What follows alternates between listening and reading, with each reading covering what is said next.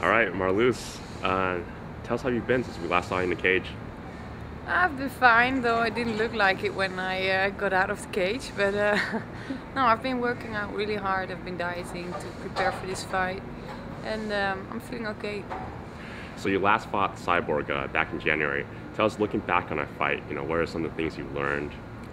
Well, what I learned is to listen to my coach, because it was for me a very emotional fight, because I really was convinced that I could knock her out, and I let the game plan threw it out of the window kind of bit.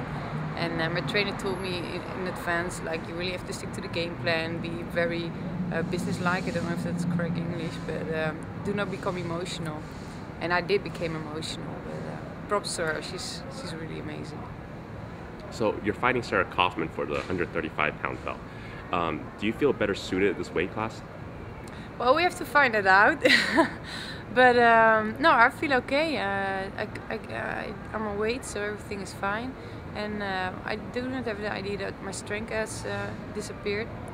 Actually, I should have lost all my muscles, but I ate differently with more proteins, and I kept my muscles as well. So no, I do not feel weaker than I do feel at 145.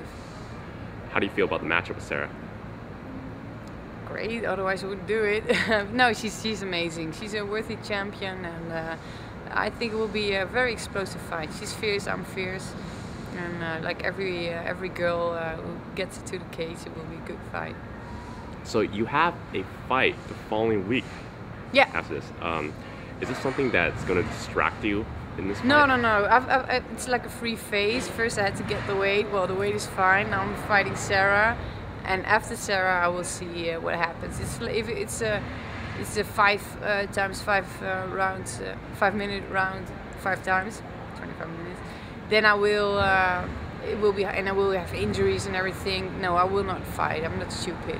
But if it's a first knockout in the first round, and the jet lag is fine, and do not have any injuries, I will be on a glory show. I mean, it's for my management team. I'm from Golden Glory, just like Alistair and Saki and Simushinitis and Siabaduzada, and all the guys are fighting there. And last year I had to cancel because I was fighting Roxanne Modafferi, and I really wanted to be here in Strikeforce, and I didn't want to take any challenges, like I had an injury and couldn't fight here because Strike is really important to me. But it's like fighting with your whole gym against the world, It's perfect. The atmosphere is fantastic. It's a VIP event. It will be broadcasted in theaters also in the Netherlands, and I want to be there. About Alistair's performance at the last K1 event.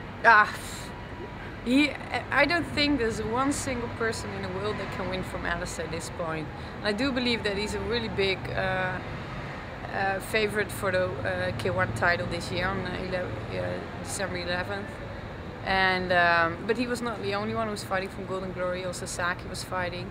And I'm a really, really big fan of Saki. If you haven't seen that fight, please go to YouTube, watch it, because he will also transfer to MMA within a year, and he will also be in America. And this guy is so incredibly talented. It's amazing.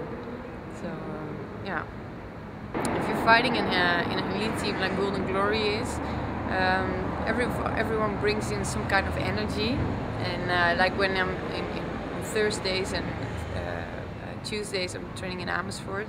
That's in the center of the Netherlands. A lot of guys come in, and I'm always the only girl, and I'm like the tiniest.